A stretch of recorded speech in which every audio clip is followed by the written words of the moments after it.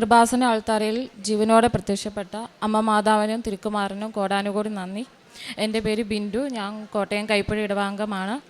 ഞാൻ ആദ്യമായി കൃപാസനത്തിൽ വന്ന് ഉടമ്പടി എടുക്കുന്നത് 2022 ഓഗസ്റ്റ് 19 അതിനുണ്ടായ സാഹചര്യം എന്ന് വെച്ചാൽ, ഞാൻ OET എക്സാമിന് വേണ്ടി പ്രിപ്പയർ ചെയ്യാൻ തിരുവല്ലയിലുള്ള ഒരു ഹോസ്റ്റലിൽ നിന്നും പഠിച്ചിരുന്ന സമയത്ത് എൻ്റെ റൂമിലുണ്ടായിരുന്ന ഫ്രണ്ട്സാണ് എനിക്ക് കൃപാസനത്തെക്കുറിച്ച് പറഞ്ഞു തന്നത്. അപ്പോൾ എക്സാം എഴുതുന്നതിന് മുമ്പ് ഇവിടെ വന്നൊന്ന് പ്രാർത്ഥിച്ചിട്ട് പോകണമെന്നായിരുന്നു എൻ്റെ ആഗ്രഹം. പക്ഷേ ദൈവകൃപയാൽ ഇവിടെ വന്ന് ഉടമ്പടി എടുക്കാൻ എനിക്ക് സാധിച്ചു. അതിൽ ഞാൻ നിയോഗം വെച്ചിരുന്നത് OET എക്സാം പാസ്സാകണം എന്നായിരുന്നു. ഞാൻ സെപ്റ്റംബർ 2022 OET എക്സാം എഴുതി. പക്ഷേ അതിനു മുമ്പ് എനിക്ക് കൊറോണ വന്നതിൻ്റെ ഫലമായിട്ട് ഭയങ്കര ചുമയും വീസിയും ഒക്കെ ആയിരുന്നു. എക്സാമിൻ്റെ തലേ ദിവസവും എനിക്ക് ഒട്ടും വയ്യായിരുന്നു. അപ്പോൾ ഞാൻ എക്സാം പോകുന്നതിന് മുമ്പായിട്ട് മാതാവിൻ്റെ കാശുരൂപം കയ്യിൽ മുറുകെ പിടിച്ചു. ഉടമ്പടി നേർച്ച വസ്തുക്കളായ തൈലം നെറ്റിയിലും ചെവിയിലും നാക്കിലുമൊക്കെ പുരട്ടി ഉപ്പിട്ട് വെള്ളം കുടിച്ചു. എന്നിട്ടാണ് ഞാൻ എക്സാമിന് വേണ്ടി പോയത്. ദൈവകൃപയാൽ എക്സാമിൻ്റെ 4 മണിക്കൂറും എനിക്കൊരു ബുദ്ധിമുട്ടും ഉണ്ടായില്ല. എക്സാം എനിക്ക് കുറച്ച് ടഫായിരുന്നു. റീഡിംഗ് ആയിരുന്നു ഏറ്റവും പാട്. പക്ഷേ റിസൾട്ട് വന്നപ്പോൾ എനിക്ക് റൈറ്റിംഗ് ഒഴികെ 3 മൊഡ്യൂളും കിട്ടി. ഞാൻ ജനുവരിയിൽ വീണ്ടും റൈറ്റിങ്ങിന് ഡേറ്റ് എടുത്തു. പ്രത്യേകിച്ച് പ്രിപ്പറേഷനൊന്നും ചെയ്തില്ല. മാതാവിനോട് നന്നായിട്ട് പ്രാർത്ഥിച്ചു, നേർച്ച വസ്തുക്കൾ ഉപയോഗിച്ചു, ഉടമ്പടി പ്രാർത്ഥന ചൊല്ലി. എന്നിട്ട് ഞാൻ എക്സാമിന് പോയി. ഇതുപോലെ തന്നെ എൻ്റെ കയ്യിൽ കാശുരൂപം ഉണ്ടായിരുന്നു. നേർച്ച വസ്തുക്കൾ ഉപയോഗിച്ചു. എക്സാം നന്നായിട്ട് എഴുതാൻ പറ്റി. റിസൾട്ട് വന്നപ്പോൾ ഞാൻ പാസ്സായി. പിന്നെ ഞാൻ ന്യൂസിലാൻഡ് പ്രോസസ്സിങ് തുടങ്ങി. ആ സമയത്ത് അതിൻ്റെ ഒരു പകുതിയായ സമയത്ത് ഞാൻ പ്രഗ്നൻ്റ് ആയതുകൊണ്ട് പ്രോസസ്സിങ് ഒരു പകുതി വെച്ച് എനിക്ക് നിർത്തേണ്ടി വന്നു. പിന്നെ 2024 ജനുവരിയിൽ കുഞ്ഞുണ്ടായതിന് ശേഷം വീണ്ടും റീസ്റ്റാർട്ട് ചെയ്തു. അഡ്മിഷൻ കിട്ടുന്നതിന് കുറേ ബുദ്ധിമുട്ടുണ്ടായിരുന്നു. എനിക്ക് ജൂലൈക്ക് മുമ്പ് അഡ്മിഷൻ എടുത്തില്ലെങ്കിൽ വീണ്ടും ആദ്യം തൊട്ട് പ്രോസസ്സിങ് റീസ്റ്റാർട്ട് ചെയ്യണമായിരുന്നു. അപ്പോൾ ഞാൻ വീണ്ടും ഓൺലൈൻ ഉടമ്പടി എടുത്തു. മാതാവിനോട് മധ്യസ്ഥ യാചിച്ച് പ്രാർത്ഥിച്ചു. അതിൻ്റെ ഫലമായിട്ട് എനിക്ക് മെയിൽ ഒരു കോളേജിൽ അഡ്മിഷൻ കിട്ടി. ഞാൻ ന്യൂസിലാൻഡിൽ പോയി ക്യാപ് കോഴ്സ് കംപ്ലീറ്റ് ചെയ്തു. ആ സമയത്ത് എനിക്ക് മാതാവിൻ്റെ ഇടപെടലുകൾ ഒത്തിരി ഉണ്ടായിട്ടുണ്ട്. അവിടെ എനിക്ക് താമസിച്ചിരുന്ന സ്ഥലത്ത് മലയാളികളായിരുന്നു എൻ്റെ കൂടെ ഉണ്ടായിരുന്നത്. അവർ എന്നെ പള്ളിയിലൊക്കെ പോകാൻ ഹെൽപ്പ് ചെയ്യുമായിരുന്നു. പിന്നെ എന്നോട് എൻ്റെ ഫ്രണ്ട്സൊക്കെ ആരെങ്കിലും ഒരു വിഷമം പറഞ്ഞാൽ ഉടനെ മാതാവിനെക്കുറിച്ച് പറയും, കൃപാസനത്തെക്കുറിച്ച് പറയും, ഉടമ്പടി എടുക്കണം, പ്രാർത്ഥന ചൊല്ലി ഉറപ്പായിട്ടും മാതാവ് അനുഗ്രഹിക്കും എന്ന് പറയും. അതിൻ്റെ ഫലമായിട്ട് എൻ്റെ 2 ഫ്രണ്ട്സ് ഓൺലൈൻ ഉടമ്പടി എടുത്തു. ക്യാപ് കോഴ്സ് കംപ്ലീറ്റ് ആയി. പക്ഷേ അവിടെ വെച്ച് ഞാൻ വീണ്ടും ഓൺലൈൻ ഉടമ്പടി എടുത്തിരുന്നു. അവിടെ നിന്ന് ഞങ്ങൾക്ക് ജോബിന് അപ്ലൈ ചെയ്തിട്ട് എല്ലായിടത്തും റിജക്ഷനാണ് വന്നിരുന്നത്. ന്യൂസിലാൻഡിൽ പോയി ക്യാപ്പ് ചെയ്തുകൊണ്ട് തന്നെ ഓസ്ട്രേലിയൻ രജിസ്ട്രേഷൻ കിട്ടി. ഞാൻ ഓൺലൈൻ ഉടമ്പടി എടുത്തപ്പോൾ മാതാവിനോട് ഡേറ്റ് ഇട്ട് പ്രാർത്ഥിച്ചു, മാതാവേ സെപ്റ്റംബർ 14 മുമ്പ് എനിക്ക് എവിടെയെങ്കിലും ഒരു ജോബ് ഓപ്പർച്യൂണിറ്റി കിട്ടണമെന്ന്. അതിൻ്റെ ഫലമായിട്ട് സെപ്റ്റംബർ 9 എനിക്കൊരു ഓസ്ട്രേലിയയിൽ നിന്ന് ഒരു ഇൻ്റർവ്യൂ അറ്റൻഡ് ചെയ്യാൻ സാധിച്ചു. സെപ്റ്റംബർ 12 ആയപ്പോൾ ഇൻ്റർവ്യൂ സക്സസ് ആണെന്ന് പറഞ്ഞു. അവരെനിക്ക് PR ആണ് ഓഫർ ചെയ്തത്. ആ സമയത്തും അത് കഴിഞ്ഞ് ഞാൻ മാതാവിനോട് പ്രാർത്ഥിച്ചു, മാതാവേ എനിക്ക് നാട്ടിൽ വന്ന് അഖണ്ഡ ജപമാല റാലിയിൽ പങ്കെടുക്കണം, എന്നെ അനുഗ്രഹിക്കണമെന്ന്. അതിൻ്റെ ഫലമായിട്ട് ഒക്ടോബർ 20 ഞാൻ നാട്ടിലോട്ട് വന്നു. 26 നടന്ന ജപമാല റാലിയിൽ ഞാൻ നിയോഗം വെച്ച് പ്രാർത്ഥിച്ചു, മാതാവ് PR വെക്കുമ്പോൾ ഞങ്ങൾക്ക് എല്ലാവർക്കും ഒന്നിച്ച് പോകാനായിട്ട് സാധിക്കണം. കാരണം എൻ്റെ ഹസ്ബൻഡ് ഷിപ്പിലും അതുപോലെ US വർക്ക് ചെയ്തു. പക്ഷേ അദ്ദേഹത്തിൻ്റെ വിസയിൽ കുറച്ച് റെസ്ട്രിക്ഷൻസ് ഉണ്ടായിരുന്നു. അപ്പോൾ അദ്ദേഹത്തിന് വിസയ്ക്ക് വെക്കാൻ താല്പര്യമില്ലായിരുന്നു. അപ്പോൾ ഞാൻ പറഞ്ഞു, ഒന്നുകൊണ്ട് പേടിക്കേണ്ട, ഞാൻ മാതാവിൻ്റെ അടുത്ത് പറഞ്ഞിട്ടുണ്ട്. അപ്പോൾ അദ്ദേഹം പറഞ്ഞു, എങ്കിൽ ഓക്കെ, ഞാൻ ഇവിടെ വന്ന് നിൻ്റെ ഉടമ്പടി ഞാൻ പുതുക്കാമെന്ന് പറഞ്ഞു. അദ്ദേഹം അതിന് വേണ്ടി ഒരു നിയോഗം വെച്ചു. അദ്ദേഹം കൈപ്പുഴയിൽ നിന്ന് ഇവിടം വരെ നടന്നു വന്നു. ഏകദേശം ഒരു 40 കിലോമീറ്റേഴ്സ് അടുത്തുണ്ട്. അദ്ദേഹം ഇവിടെ നടന്നു വന്നു. രാത്രിയിൽ അവിടുന്ന് പോകുന്നു. എനിക്ക് ഹസ്ബൻഡിന് മാത്രമേ അത് അറിയാവുള്ളൂ. ഇവിടെ നടന്നു പോകുന്നു. ഇവിടെ രാവിലെ എത്തി. ഇവിടെ വന്നപ്പോഴത്തേക്ക് കാലൊക്കെ ഭയങ്കരമായിട്ട് പൊട്ടി, ഭയങ്കര തല ഇറങ്ങുന്ന പോലെയൊക്കെ തോന്നുമായിരുന്നു പറഞ്ഞു. ഇവിടെ ക്യൂ നിന്ന് ഉടമ്പടി എടുക്കണമെന്ന് പറഞ്ഞു. അപ്പോൾ വൈഫ് ഓൾറെഡി ഉടമ്പടി എടുത്തിട്ടുള്ളതാണ് എന്നൊന്നും ഇവിടെ പറഞ്ഞില്ല. പക്ഷേ അവിടെ കൗണ്ടറിൽ നിന്ന് ആൾ പറഞ്ഞു, മോനെ, നിൻ്റെ വൈഫോ ആരെങ്കിലും വീട്ടിൽ നിന്ന് വേറെ ആരെങ്കിലും ഉടമ്പടി എടുത്തിട്ടുണ്ടെങ്കിൽ നീ ഉടമ്പടി എടുക്കേണ്ട കാര്യമില്ല, നീ പ്രാർത്ഥിച്ചാൽ മതി, ആളോട് വന്ന് ഉടമ്പടി പുതുക്കാൻ പറയാൻ പറഞ്ഞു.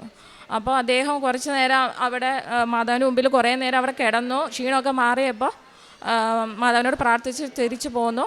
ഞങ്ങളെല്ലാവരും PR-ന് വെച്ചു. അദ്ദേഹത്തിന് ടെൻഷനായിരുന്നു, എങ്ങാനും റിജക്ഷൻ ആവുമോ, എൻ്റെ ഒരു പ്രശ്നം കൊണ്ട് നിങ്ങളുടെ എല്ലാം വിസ റിജക്ഷൻ ആവുമോ എന്ന് പേടിയായിരുന്നു. പക്ഷേ ഞാൻ പറഞ്ഞു, മാതാവേ അദ്ദേഹത്തിന് വിശ്വാസം വർദ്ധിപ്പിക്കണേ, ഞങ്ങളുടെ കയ്യിലുള്ള എല്ലാ ഡോക്യുമെൻറ്റ്സും ഞങ്ങൾ വെച്ചിട്ടുണ്ട്, അഡീഷണലായിട്ട് ഒരു ഡോക്യുമെൻറ്റ്സ് പോലും ചോദിക്കാതെ ഞങ്ങൾക്ക് എല്ലാവർക്കും വിസ ഗ്രാൻഡാക്കി തരണമെന്ന് മാതാവിനോട് ഞാൻ പ്രാർത്ഥിച്ചുകൊണ്ടിരുന്നു. ഞാൻ വീണ്ടും ഇവിടെ ഫെബ്രുവരി 19 വന്ന് ഉടമ്പടി പുതുക്കി മെഡിക്കൽ കഴിഞ്ഞപ്പോൾ ഹസ്ബൻഡിന് മാത്രം അവരൊന്നും കൂടെ മെഡിക്കൽ ചെയ്യണമെന്ന് പറഞ്ഞു. അത് എക്സ്റേയിൽ പ്ലൂറൽ ഇഫ്യൂഷൻ ഉണ്ടോ എന്ന് ഒരു ഡൗട്ട്, അതുകൊണ്ട് എക്സ്റേ റിപ്പീറ്റ് ചെയ്യാൻ പറഞ്ഞു. ആ സമയത്തും ഞങ്ങൾ ഉടമ്പടി നേർച്ച വസ്തുക്കൾ ഉപയോഗിച്ച് പ്രാർത്ഥിച്ചു. അദ്ദേഹത്തിൻ്റെ നെറ്റിയിൽ കുരിശ് വരച്ച് ഉപ്പിട്ട് വെള്ളം കൊടുത്തും അതിന് ശേഷമാണ് ഉടമ്പടി കാശുരൂപം കയ്യിൽ കൊടുത്താണ് ഞാൻ വിട്ടത്. മെഡിക്കൽ സക്സസ് ആയിരുന്നു. പക്ഷേ വിസ ഗ്രാൻഡ് ആകാനായിട്ട് കുറച്ച് ഡിലേ ആയി, ഏകദേശം 3 മാസത്തിനപ്പുറം എടുത്തു. ഞങ്ങൾ ഏജൻറ്റിനോട് ചോദിക്കുമ്പോൾ വേറെ ഒരു കുഴപ്പമില്ല, ആയിക്കോളും, നിങ്ങൾ പ്രാർത്ഥിച്ചാൽ മതി എന്നാണ് പറയുന്നത്. പക്ഷെ നമ്മുടെ മനസ്സിൽ ഇങ്ങനെ ഒരു വിഷമം കിടക്കുന്നതാണ്, അതുകൊണ്ടാണ് വിസ ഡിലേ ആകണമെന്ന് ഭയങ്കര ഒരു വിഷമമായിരുന്നു. എങ്കിലും അമ്മ മാതാവ് ഏപ്രിൽ 1-ാം തീയതി ഒരു കുഴപ്പവും കൂടാതെ മറ്റ് അഡീഷണൽ ഡോക്യുമെൻറ്റ്സ് ഒന്നും ചോദിക്കാതെ തന്നെ ഞങ്ങൾക്ക് എല്ലാവർക്കും വിസ ഗ്രാൻഡാക്കി തന്നു. ഞാൻ 8-ാം തീയതി ഓസ്ട്രേലിയക്ക് പോവുകയാണ്. അവരെ ഒരു 3 മാസം കഴിഞ്ഞിട്ട് കൊണ്ടുപോകുന്നുള്ളൂ. അവർക്ക് എപ്പോൾ വേണമെങ്കിലും കയറി വരാം, എങ്കിലും ഞാനൊരു 3 മാസം കഴിഞ്ഞിട്ട് അവരെ കൊണ്ടുപോകുന്നുള്ളൂ. അതുപോലെ തന്നെ ആദ്യം ഞാൻ ഉടമ്പടി വെച്ചപ്പോൾ രണ്ടാമതായി വെച്ചത്, ഞാൻ സൗദിയിൽ വർക്ക് ചെയ്ത സമയത്ത് എൻ്റെ ഗ്രാറ്റുവിറ്റി കിട്ടുന്നതിന് കുറച്ച് പ്രശ്നങ്ങളുണ്ടായിരുന്നു. അമ്മ മാതാവ് എനിക്ക് ഏറ്റവും ആവശ്യമായിരുന്ന സമയത്ത് തന്നെ എൻ്റെ ഗ്രാറ്റുവിറ്റി ഗ്രാൻഡാക്കി തന്നു. പിന്നെ ഉടമ്പടി പ്രാർത്ഥനാ ജീവിതത്തിൽ ഞങ്ങൾക്കുണ്ടായ മാറ്റം, ആദ്യമൊക്കെ ഉടമ്പടി എടുക്കുന്നതിന് മുമ്പ് സന്ധ്യാപ്രാർത്ഥനയിലൊക്കെ എല്ലാ ദിവസവും ചെല്ലത്തില്ല. പക്ഷേ ഉടമ്പടി എടുത്തതിന് ശേഷം എല്ലാ ദിവസവും സന്ധ്യാപ്രാർത്ഥന ചെല്ലും, ദൈവവചനം വായിക്കും, പള്ളിയിൽ പോകും. എനിക്ക് പോകാൻ പറ്റിയില്ലെങ്കിൽ ഹസ്ബൻഡ് പോകും. പിന്നെ കാരുണ്യ പ്രവർത്തികളായിട്ട് ചെയ്തത്, പൈസയായിട്ട് ആവശ്യമുള്ളവർക്ക് ഞങ്ങളെ കൊണ്ടാവുന്ന രീതിയിൽ ഞങ്ങൾ സഹായം ചെയ്യുമായിരുന്നു എല്ലാം. പിന്നെ ഫുഡ് ഞാൻ ബുധനാഴ്ച ദിവസം ഒരു നേരം എടുക്കുന്ന സമയത്ത് ഞാൻ പൊതിച്ചോറുണ്ടാക്കി ഞാൻ തന്നെ ഡിസ്ട്രിബ്യൂട്ട് ചെയ്യും. അത് ഉടമ്പടി ഉപ്പിട്ടിട്ടാണ് ഞാൻ ഓരോ പൊതിച്ചോറും കെട്ടുന്നത്. വിശ്വാസ പ്രമാണം ചൊല്ലി അർഹതപ്പെട്ടവരുടെ കൈകളിൽ ഇത് എത്തിക്കണമെന്ന് പ്രാർത്ഥിച്ചായിരുന്നു ഞാൻ വിതരണം ചെയ്തിരുന്നത്. അതുപോലെ തന്നെ വസ്ത്രങ്ങളായിട്ട് ഞങ്ങൾ കൊടുക്കുമായിരുന്നു അർഹതപ്പെട്ടവർക്ക്. പിന്നെ പത്രം വിതരണം ചെയ്തിരുന്നത് മെഡിക്കൽ കോളേജിലും ESIയിലും ഒക്കെയാണ്. അവിടെ പോയി രോഗികളെ കാണും, ഓരോരുത്തരോടും കൃപാസനത്തെക്കുറിച്ചും അമ്മ മാതാവ് എനിക്ക് നൽകിയ അനുഗ്രഹത്തെക്കുറിച്ചും പറഞ്ഞാണ് ഞാൻ പത്രം ഡിസ്ട്രിബ്യൂട്ട് ചെയ്തിരുന്നത്. ഇത്രയേറെ അനുഗ്രഹം നൽകിയ അമ്മ മാതാവിനും തിരുക്കുമാരനും കോടാനുകോടി നന്ദി. റോമ 10:13 കർത്താവിൻ്റെ നാമം വിളിച്ചപേക്ഷിക്കുന്ന എല്ലാവരും രക്ഷ പ്രാപിക്കും. ബിന്ദുമോൾ സാബു എന്ന ഈ സഹോദരി തൻ്റെ കുടുംബത്തിന് ലഭിച്ച പരിശുദ്ധ കൃപാസന മാതാവിൻ്റെ സവിശേഷമായ സംരക്ഷണത്തിനും അനുഗ്രഹത്തിനും നന്ദി പറഞ്ഞുകൊണ്ട് ഉടമ്പടി അനുഭവങ്ങളെ സാക്ഷ്യപ്പെടുത്തുകയാണ്.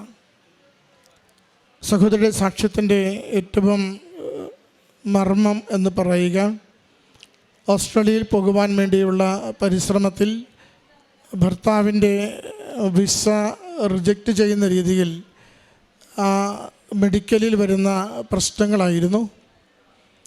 അത് കുടുംബം ഒരുമിച്ച് വീണ്ടും വിസ അപ്ലൈ ചെയ്യുമ്പോൾ എല്ലാവർക്കും ലഭിക്കുന്നതിന് വേണ്ടി ഒരാളുടേത് തടയപ്പെട്ടാൽ എല്ലാവർക്കും ദോഷകരമായി ബാധിക്കുമെന്നതുകൊണ്ട് അമ്മ മാതാവിൻ്റെ കരങ്ങളിൽ ആ നിയോഗം പ്രത്യേകം കൊടുത്ത് പ്രാർത്ഥിക്കുന്ന സാഹചര്യത്തെയാണ് ബിന്ദുമോൾ ഇവിടെ സാക്ഷ്യപ്പെടുത്തിയത്. അതിൻ്റെ ഏറ്റവും പ്രധാനപ്പെട്ട കാര്യം, അത് ഭർത്താവ് തന്നെ എങ്ങനെ അമ്മ മാതാവിനോടുള്ള തൻ്റെ വൈകാരികമായ സ്നേഹം ഈ നിയോഗം സാധിച്ചു കിട്ടുന്നതിന് വേണ്ടി തൻ്റെ എക്സ്റേയിൽ വന്നിരിക്കുന്ന ആ കുറവുകളൊക്കെ മാറി മെഡിക്കൽ ഫിറ്റാവുന്നതിന് വേണ്ടി എന്ത് വിശേഷവിദ്യയായി ചെയ്യാനാകും എന്ന് ആലോചിച്ചുകൊണ്ട് ചെയ്ത ഒരു പ്രവൃത്തി, അത് ഈ ഉടമ്പടി ജീവിതത്തിന്, ഈ കുടുംബത്തിന് വലിയ അനുഗ്രഹത്തിന് കാരണമായി എന്ന് നമുക്ക് കണ്ടെത്താനാവും. കോട്ടയം കൈപ്പടയിൽ നിന്ന് കൃപാസനം വരെ ഒരു രാത്രി മുഴുവൻ കാൽനടയായി യാത്ര ചെയ്ത് ഇവിടെ എത്തി അമ്മയുടെ തിരുനടയിൽ ഈ നിയോഗം വെച്ച് മകൻ പ്രാർത്ഥിക്കുന്നു. അതാണ് മകൻ്റെ ഭാഗത്ത് നിന്നെടുത്ത ത്യാഗം. ഞാൻ എൻ്റെ അമ്മ മാതാവിൻ്റെ അരികിൽ പ്രാർത്ഥനയോടെ ത്യാഗത്തോടെ അണയുമെങ്കിൽ എൻ്റെ ശാരീരികമായുള്ള ഈ പ്രയാസം, എൻ്റെ മെഡിക്കൽ ഫിറ്റ്നസ്സിലുള്ള ഈ തകരാറ്, അത് മാറ്റിത്തരുവാൻ കെൽപ്പുള്ളൊരമ്മയുടെ സന്നിധിയിലേക്കാണ് എൻ്റെ ത്യാഗപൂർണമായ സമർപ്പണത്തെ ഞാൻ കൊടുക്കുന്നതെന്ന ബോധ്യം സഹോദരനുണ്ടായിരുന്നു. ഉടമ്പടി എടുക്കുവാനാണ് ഈ 40 കിലോമീറ്റർ മകൻ നടന്നത്. ഇവിടെ വരുമ്പോൾ ജീവിത പങ്കാളി എടുത്തതുകൊണ്ട് എടുത്തില്ലെങ്കിലും കുഴപ്പമില്ല, പ്രാർത്ഥിച്ചു പോയാൽ മതി എന്ന് പറയുകയും അപ്രകാരം മകൻ തിരികെ പോവുകയും ചെയ്യുന്നു. എന്നാൽ ആ ഒരു നടത്തം കുടുംബത്തിന് മുഴുവനും വിദേശത്ത് ഓസ്ട്രേലിയയിലേക്ക് പോകുവാനുള്ള വിസ അടിച്ചു കിട്ടുവാൻ കാരണമായി എന്ന് സഹോദരി സാക്ഷ്യപ്പെടുത്തുകയാണ്. പ്രിയമുള്ളവരെ, നമുക്ക് നമ്മുടെ കഴിവ് കൊണ്ടോ പണം കൊണ്ടോ പദവി കൊണ്ടോ ഒന്നും നേടാനാവാത്ത സാഹചര്യത്തിൽ നമ്മൾ സ്വയം നിസ്സഹായരായി നിൽക്കേണ്ടി വരുന്ന നിമിഷങ്ങളിൽ നമുക്ക് വേണ്ടി വലിയ മാധ്യസ്ഥം വഹിച്ച് സാഹചര്യങ്ങളെ മാറ്റിത്തന്ന് ഒരുപക്ഷെ നമ്മുടെ ആരോഗ്യത്തെ പോലും നാം പോലും അറിയാതെ മെച്ചപ്പെടുത്തി സൗഖ്യപ്പെടുത്തി നമുക്ക് സമയത്ത് കാര്യങ്ങൾ നേടിത്തരുവാൻ പരിശുദ്ധമ്മയ്ക്കുള്ള സവിശേഷമായ കൃപയെ സിദ്ധിയെയാണ് ഈ സാക്ഷ്യം നമ്മുടെ മുമ്പിൽ പങ്കുവയ്ക്കുന്നത്. മകൾ എഴുതിയ പരീക്ഷകൾക്കൊക്കെയും തക്ക സമയത്ത് വിജയം നൽകുന്നു, കുടുംബത്തെ നന്നായി ഒന്ന് ഭദ്രമാക്കുന്നു. ന്യൂസിലൻഡിൽ പോകുവാൻ വേണ്ടിയുള്ള പ്രോസസ്സ് തുടങ്ങിയ കുടുംബമാണ്. ആ ഇടയ്ക്ക് 4ാമത്തെ കുഞ്ഞ് പിറവി കൊള്ളുമ്പോൾ ആ കുഞ്ഞിൻ്റെ കൂടി ആരോഗ്യവും ജീവിതവും സുരക്ഷിതമാക്കിയിട്ട് അതിലും മെച്ചപ്പെട്ടൊരു രാജ്യത്തിലേക്ക് എത്തിച്ചേരുവാൻ പറ്റുന്ന വിധത്തിൽ അമ്മ മാതാവ് കുടുംബത്തെ നയിച്ചതിൻ്റെ സാക്ഷ്യമാണ് ഇവിടെ നമ്മോട് പങ്കുവെക്കുന്നത്. അതുകൊണ്ട് ഉടമ്പടി നമ്മോട് എപ്പോഴും ചോദിക്കും, ജോസഫ് അച്ഛനത് ആവർത്തിച്ച് പറയും, വിശേഷബുദ്ധിയായി എന്താണ് ചെയ്തുകൊണ്ടിരിക്കുന്നത്?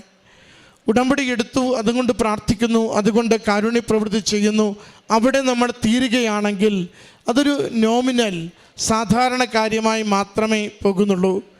എന്താണ് എൻ്റെ ദൈവത്തോടുള്ള സ്നേഹത്തെ പ്രതി എൻ്റെ നിയോഗം വേഗത്തിലൊന്ന് ആക്സിലറേറ്റ് ചെയ്യപ്പെട്ട് അനുവദിച്ച് കിട്ടുന്നതിന് വേണ്ടി ഞാൻ ഈ എൻ്റെ വിശ്വാസ ജീവിതത്തിൽ, ഞാൻ എൻ്റെ ഉടമ്പടി ജീവിതത്തിൽ എന്താണ് കൂടുതൽ എന്നെ തന്നെ സമർപ്പിതമായി കൊടുക്കുവാൻ ചെയ്തുകൊണ്ടിരിക്കുന്നത്?